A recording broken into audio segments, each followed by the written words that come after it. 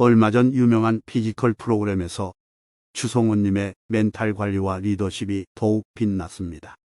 보통 신체 능력과 인지 능력이 떨어질 때 원인을 나이라고 생각합니다.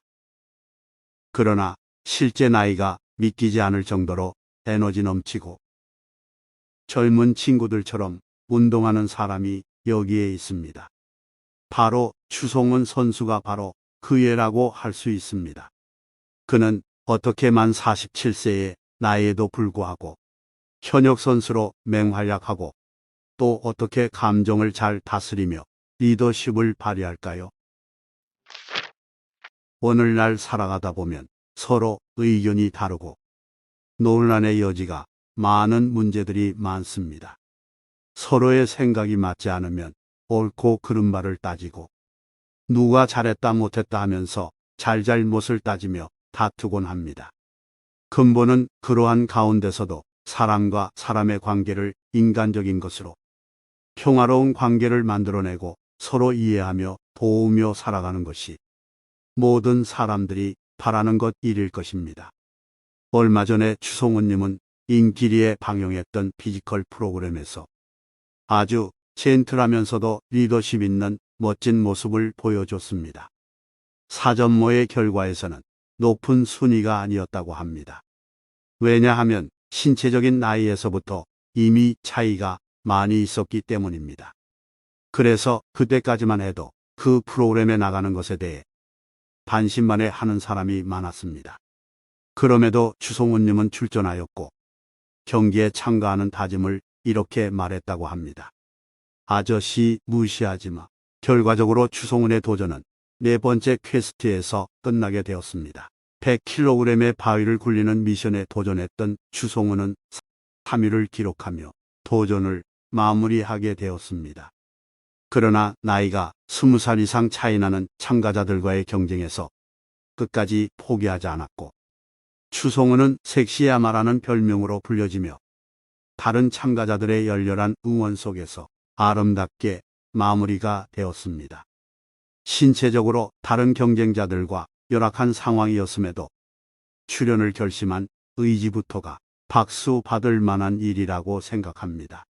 운동을 열심히 하고 꾸준히 관리하여 자기관리의 끝판왕 모습을 보여주었지만 그럼에도 50대가 가까워진 나이라는 신체적 한계는 젊은 친구들과 비교가 되지 않았을 것입니다. 그런 신체적 한계에도 불구하고 프로그램 기간 동안 보여줬던 모습은 다른 친구들의 도전을 받아들이고 상대를 진심으로 상대하는 진실성, 풍부한 경험에서 우러나온 전략가적인 모습, 그리고 상황에 잘 대처하는 순발력, 팀원들을 챙기는 리더십과 스스로에 대한 솔직함과 인정하는 자세 등 추성훈의 모습은 나이를 뛰어넘어 멋짐 그 이상이었습니다.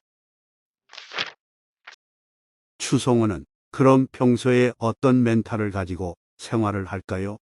추성훈은 항상 마음을 다스리며 긍정적인 멘탈을 가지고 생활하고 경기 때도 절대로 이성을 잃거나 화를 내지 않고 경기에 임한다고 합니다.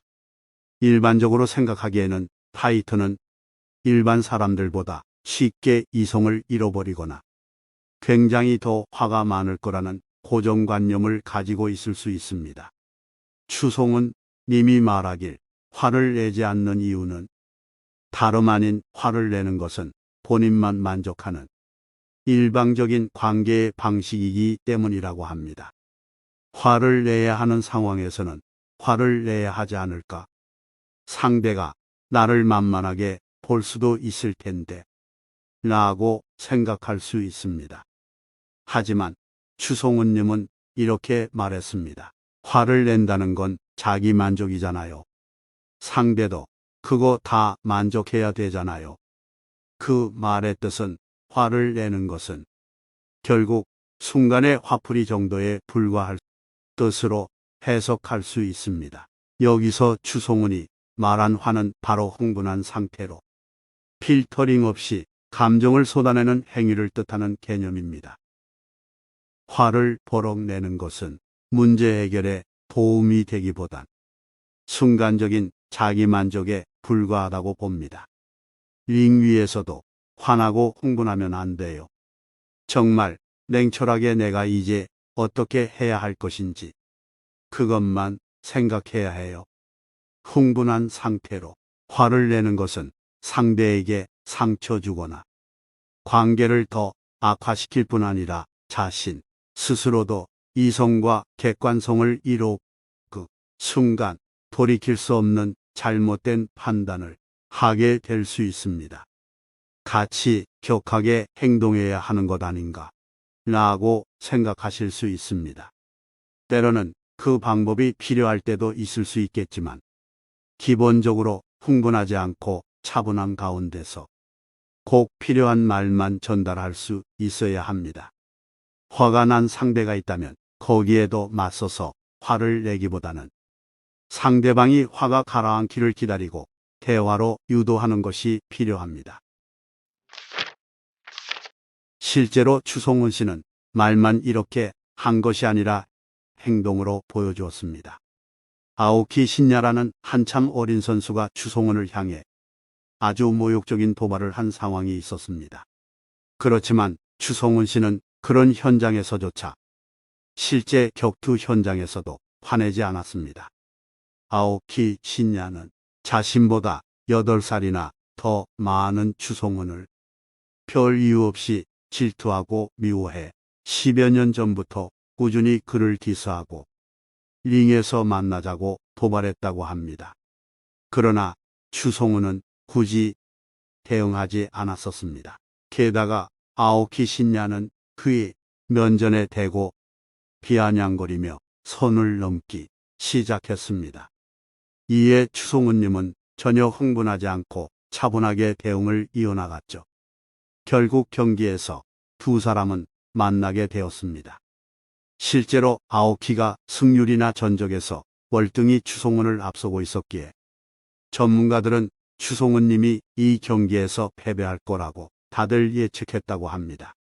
예측했던 만큼 경기는 난항이었고 역전시키기도 엄청 어려운 경기 상황이 되었습니다.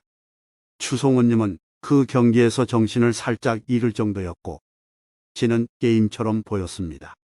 그러나 평소 추송은님의 마인드처럼 그날 경기에서도 기절을 할 만큼 정신을 잃었음에도 특유의 강한 정신력으로 버텨 마지막에 아오키 신야를 TKO 시켜버립니다. 그리고 더 대단한 모습은 승리 직후 추송은은 아오키 신야에게 가서 예의를 보이는 대인배적 모습을 보여줬습니다. 십수년간 자신에게 온갖 모욕을 일삼던 후배에게 보여주었던 행동은 멋짐 그 자체였습니다. 아이러니하게도 예의를 차린 추송은 앞에 앉아있던 아오키 신야의 표정은 마치 패배한 사람처럼 보였다고 합니다. 차분함을 잃지 않고 상대를 완전하게 굴복시켜버린 것이죠. 누군가를 설득하거나 이해시키려고 하는 과정과 현장이 우리의 경기장이라고 생각해 보세요. 혹시 자녀를 혹은 친구를 부모님을 설득한다고 흥분하고 화내지는 않았나요? 답답해 하지 않았나요? 상대의 무례한 도발에도 화를 내지 않고 차분히 대응하는 추송은님에 비해 너무 쉽게 감정이 드러나거나 도발이 되지는 않았을까요? 사실 우리가 어떤 행동을 하고 결정을 하는 것이 이성적인 활동이라고 생각하지만 사실 감정의 영역입니다. 어떤 뇌과학 논문에서 감정에 깊이 관여하는 뇌의 영역에 손상을 받은 환자는 밥을 뭘 먹을지 결정하느라 하루 종일 굶고 있다는 사실을 발견했다고 합니다. 즉, 결정은 감정이 담당하는 영역입니다. 상대방이 나의 말을 받아들이기로 결정하려면 결국 그들의 감정을 건드려줘야 합니다. 그러니 화가 나더라도 마음을 가다듬고 나와 상대의 감정을 편안하게 하고 나쁜 감정을 최대한 가라앉히고 나중에 대화로서 진심으로 설득하는 과정이 중요합니다. 이처럼 우리가 조금만 감정을 컨트롤하면 해결할 수 있는 것들이 많습니다. 화가 날 때는 추송은님처럼 감정을 다스리고 기다릴 줄 아는 지혜를 가지고 해결해 나가야 할 것입니다. 추성훈님의 남은 목표는 올해 한국에서 선수로서 링 위에 오르는 일이라고 합니다. 추성훈님은 말했습니다. 기록보다 기억에 남는 사람이 되고 싶어서 다양한 분야를 도전하고 있습니다. 마지막 순간까지 도전하며 죽은 사람으로 기억되고 싶어요. 나이가 먹어도 목표를 향해서 끝까지 행동하면 살 것입니다. 그리고 결과도 중요하지만 목표를 세우고 하루하루 열심히 하는 과정이 더 중요하다고 생각합니다. 어떤 결과가 나와도 인생은 계속 이어갑니다. 우리가 감정을 다스리고 목표를 향해 나아가기 위해선 기본적으로 멘탈을 관리해야 할 것입니다. 추성훈 선수의 멘탈 관리를 본받아 인생을 알차고 건강하게 그리고 어떤 상황에서도 감정을 잘 다스리고 사람들과의 관계를 잘 맺고 나누며 항상 도전하며 목표를 향해 나아가는 사람이 되시기를 바랍니다. 감사합니다.